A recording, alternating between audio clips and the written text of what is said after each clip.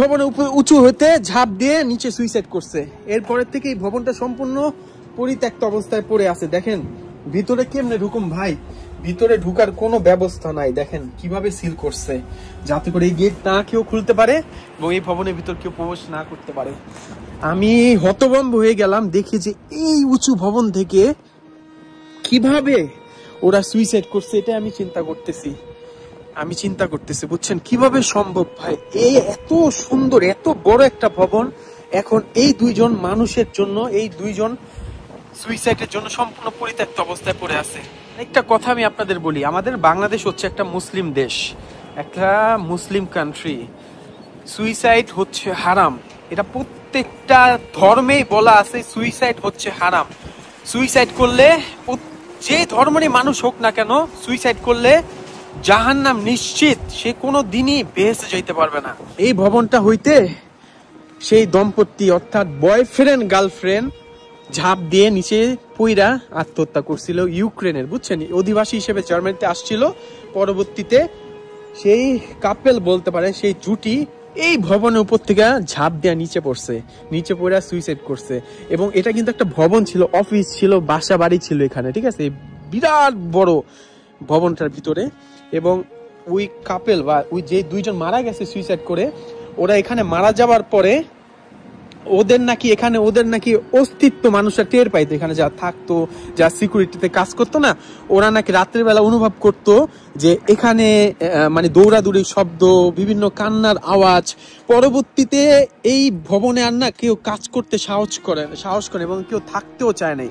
এরপরেই কর্তৃপক্ষ বাধ্য হইয়া এত বড় এত সুন্দর একটা ভবন সম্পূর্ণ সিলগালা করে দেয়, অর্থাৎ পরিত্যক্ত করে দেয়।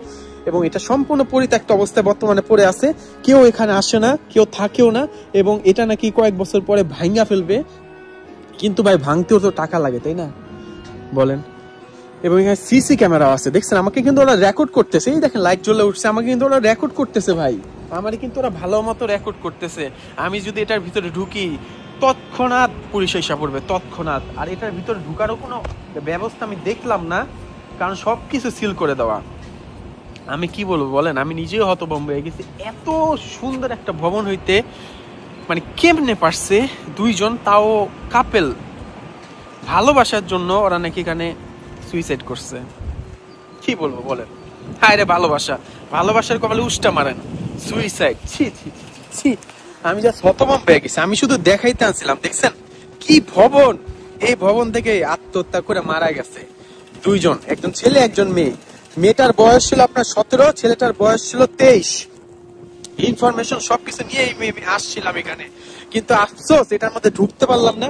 আচ্ছা দাঁড়ান, ঢুকতে মনে পারবো, আমি একটু চেষ্টা। ও ভাই প্রচন্ড ঠান্ডা ভাই, ইয়াল্লা এদিক থেকে যাওয়া যায় নাকি নিচে আমি জানি না, ঢুকতে পারবো কিনা। ঢুকতে পারলে ভালো হইতো। না রে ভাই, ঢুকার তো কোনো ব্যবস্থা নাই, সবকিছু বন্ধ করে দিয়েছে। এই গেট দিয়ে ঢুকা যাবে না, ঢুকার তো কোনো ব্যবস্থা নেই রে ভাই। প্রচন্ড ঠান্ডা, কিন্তু প্রচন্ড ঠান্ডার মধ্যে আমি গেঞ্জি পরে ভিডিও করতেছি।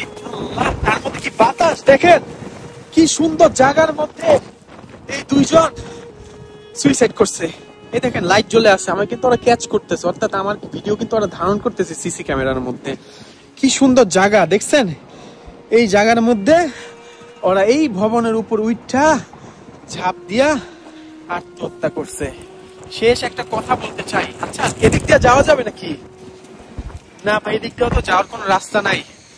একটা কথা বলতে চাই, সুইসাইডকে না বলবেন। সুইসাইড মস্ত বড় গুনার কাজ, যেটা করলে ইহকালও নাই পরকালও নাই। চিরদিন আপনাকে জাহান্নামের আগুনে ফুটতে হবে ভাই।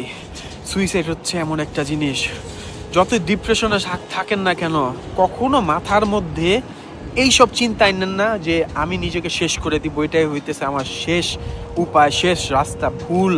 পরকালে ভাই সারা জীবন বাস খাবেন, বাস আগুনে জ্বলতে থাকবেন। জীবনে যাই হোক না কেন, মা বাবার মনে কষ্ট দিয়ে এত মস্ত বড় গুনার কাজ করবেন না। আমি চলে যাচ্ছি, আমার জন্য দোয়া করবেন আর ভিডিওটা শেয়ার করবেন। যারা এইসব চিন্তা ভাবনা, আমাদের সমাজে প্রচুর পরিমাণ ইয়াং জেনারেশনের মধ্যে এখন চিন্তা ভাবনা ঢুকে গেছে সুইসাইডই হচ্ছে শেষ রাস্তা। এটা ভুল। তাদের দেখাইতে অবশ্যই ভিডিওটা শেয়ার করবেন। ভালো থাকবেন সবাই, আল্লাহ হাফেজ। সুইসাইডের ভবন নিচ থেকে বিদায় নিচ্ছি। আসসালামু আলাইকুম সবাইকে।